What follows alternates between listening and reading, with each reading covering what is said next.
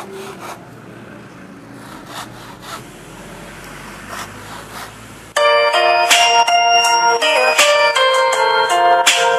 story.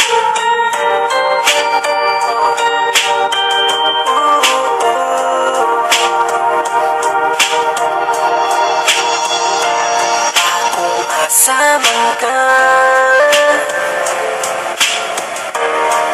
gimingaw na ko pag-ayo sa imuan. Kung asa ka karon, gihigumati ka hangtod karon, papasalamat kaayo. Kay giati man minimo o ayo, and I love you pa, I love you. Hangtod karon, gihigugma o gimingaw na pag-ayo sa imo. Hinaot na paminawon mo pa ang akong kanta, kanta nga para sa imo.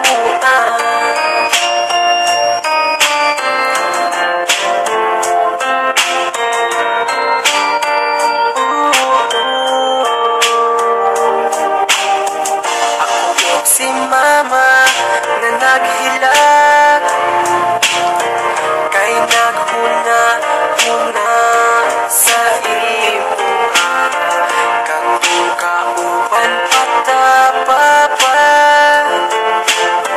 nga malipayon pa ang ato ang pamilya.